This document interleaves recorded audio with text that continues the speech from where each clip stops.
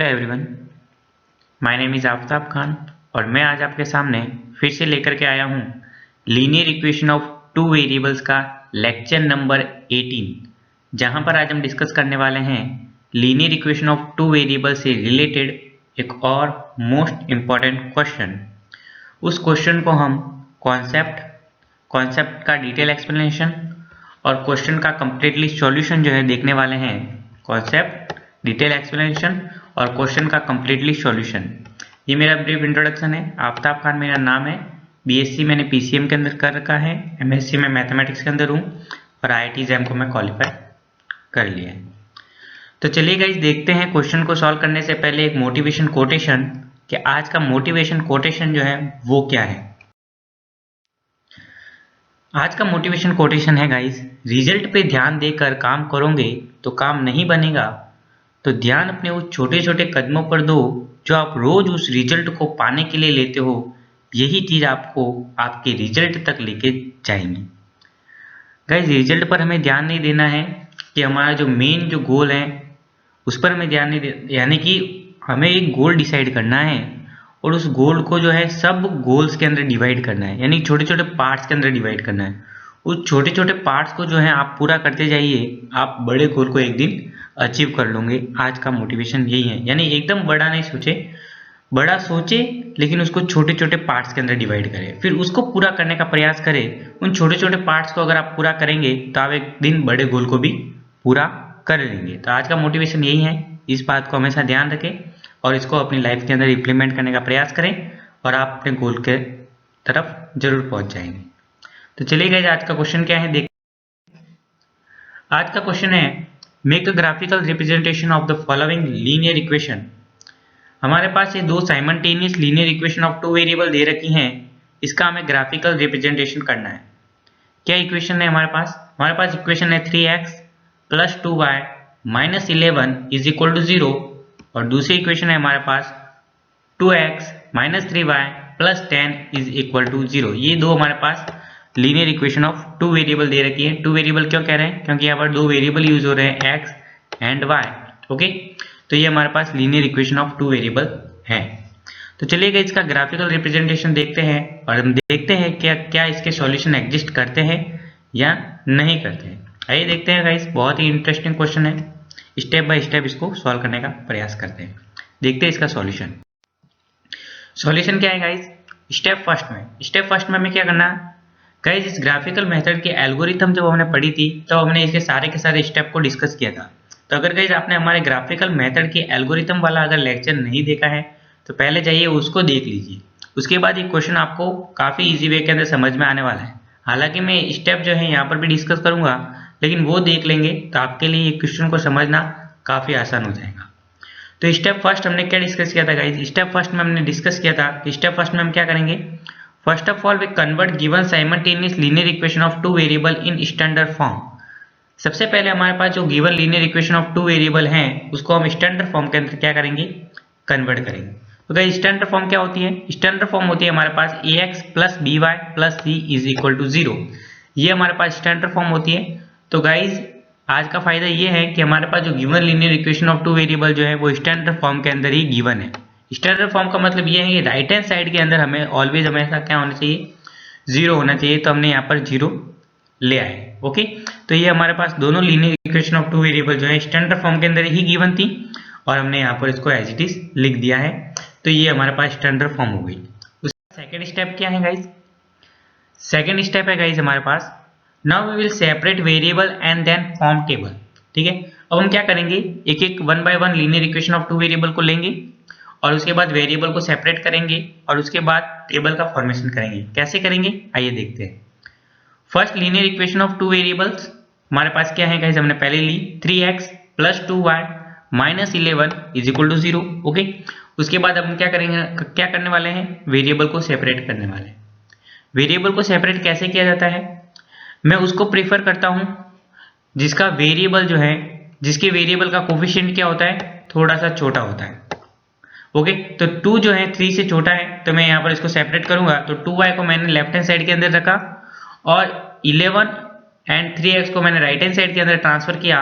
तो 11 जो है माइनस 11 था तो इससे ट्रांसफर होकर 11 और यहाँ पर 3 जो है पॉजिटिव 3x था, तो अगर राइट हैंड साइड के अंदर ट्रांसफर होगा तो वो होगा -3x। Okay, I hope guys आपको यहाँ तक समझ में आ गया। मैंने ऐसे किया 2y और यहाँ पर जब ये 11 एंड 3x अगर इस साइड ट्रांसफर होंगे तो होगा 11 माइनस 3x। ओके, ये इस तरीके से हो गया, वेरिएबल सेपरेट आउट हो गए। फिर यहाँ पर ये जो 2 है, 2 जो है डिवाइड के अंदर चला जाएगा, तो हमने यहाँ पर लिखा y is equal to 11 minus 3x upon 2। Okay, तो ये हमारे पास वेरिएबल सेपरेट आउट हो गए, y अलग हो गया और x अलग हो गया।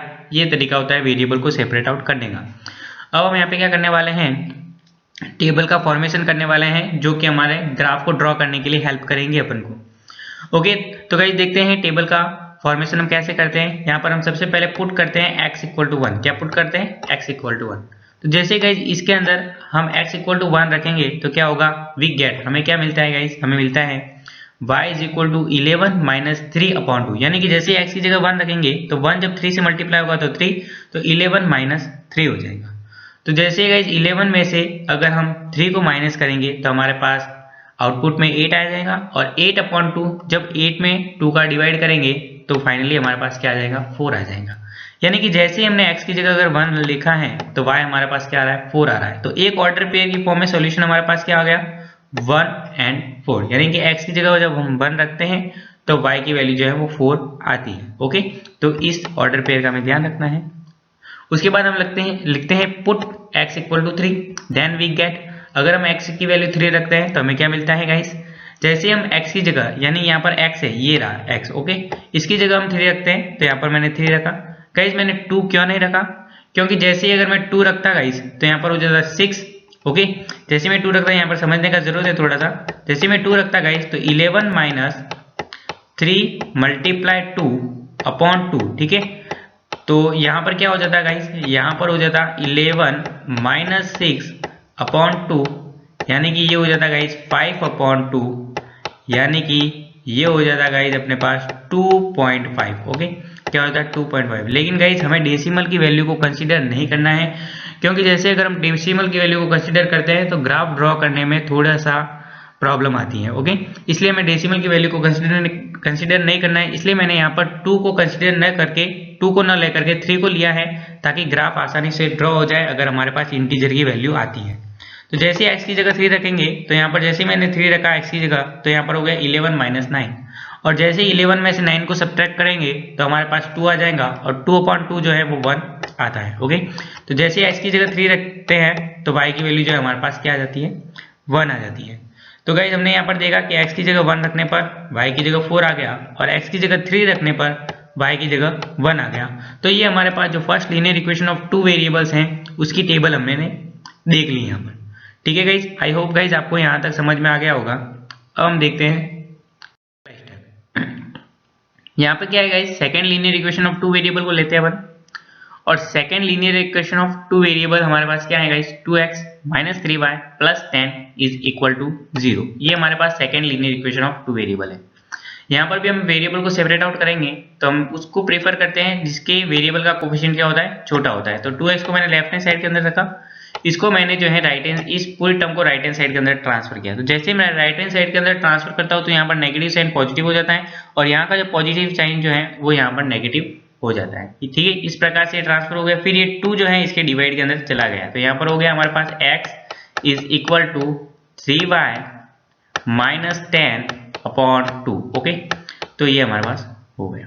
Okay, then put y is equal to 2, और जैसे हम y की वैल्यू 2 रखते हैं, यहाँ पर हमने y की जगह 2 रखा, तो जैसे y की वैल्यू 2 रखते हैं तो यहाँ पर हो गया गाइस 6 माइनस 10 अपॉन 2। ठीक है, तो 6 में से 10 को जब सब्ट्रैक्ट करेंगे, यानी कि गाइस यहाँ पर बड़ी संख्या जो है वो नेगेटिव में है, तो यानी कि आउटपुट में जो आंसर आ जाएगा वो नेगेटिव में आ जाएगा। तो यहाँ पर आ जाएगा -4 अपॉन 2, यानी कि x की वैल्यू हमारे पास क्या आ जाएगी, -2।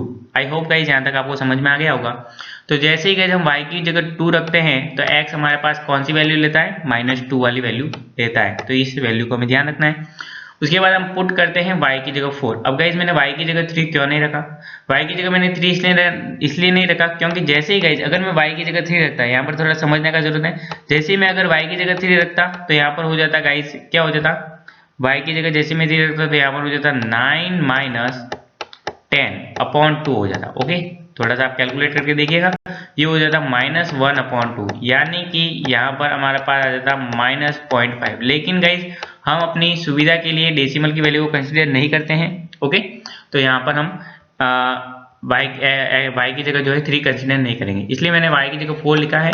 तो हम क्या प्राप्त करते हैं, जैसे y की जगह 4 लिखा तो 4 × 3 12 हो गया, तो 12 - 10 जो है /2, यानी कि 12 में से अगर 10 को सब्ट्रैक्ट करेंगे तो 2 आ जाएगा, और 2 को जब 2 से डिवाइड करेंगे तो हमारे पास क्या आ जाएगा, 1 आ जाएगा। तो x y हमारे पास क्या आ गया, 1 और 4। जैसे y की जगह 4 रखा है तो x हमारे पास क्या आ गया, 1 आ गया। ओके, तो हमने यहाँ पर जो second linear equation of 2 variable दे रखी थी उसके लिए हमने टेबल का फॉर्मेशन किया है कि जैसे ही y की जगह हम 2 रखते हैं तो x हमारे पास -2 आता है, और जैसे y की जगह 4 रखते हैं तो x हमारे पास 1 आता है।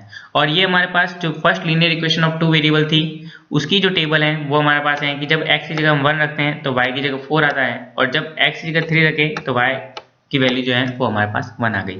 इन दोनों टेबल की हेल्प से गाइस, इन दोनों टेबल की हेल्प से हम ग्राफ को ड्रॉ करेंगे और हम देखेंगे कि हमारे पास ग्राफ कैसा आता है। हालांकि हर एक लीनियर इक्वेशन ऑफ 2 वेरिएबल जो है वो ग्राफ के अंदर एक लाइंस को रिप्रेजेंट करती हैं, यानी कि ये दोनों लाइंस की इक्वेशन है। तो हम देखते हैं कि ये लाइंस पैरेलल्स हैं, इंटरसेक्शन लाइंस हैं या फिर कोइंसाइडिंग लाइंस हैं, उससे हमें पता चलेगा कि हमारे पास सॉल्यूशन एग्जिस्ट करते हैं या नहीं करते हैं। तो चलिए गाइस हम ग्राफ को देखते हैं।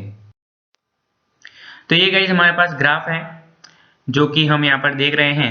तो यहाँ पर किस तरीके से ग्राफ है गाइस, यहाँ पर आप देख सकते हैं कि ये हमारे पास फर्स्ट जो टेबल बनी थी, first linear equation of 2 variable 3x + 2y - 11 = 0, ये वाली लाइन ये रही गाइस। यहाँ पर जब x की वैल्यू हमारे पास 3 है तो y की वैल्यू 1 है, तो ये वाला पॉइंट ये रहा। उसके बाद यहाँ पर जो है x की वैल्यू जब 1 है तो y की वैल्यू 4 है, ये वाला पॉइंट ये रहा। तो इस दोनों पॉइंट्स को हमने मिलाया तो हमारे पास 3x + 2y - 11 = 0 वाली हमें लाइन मिली।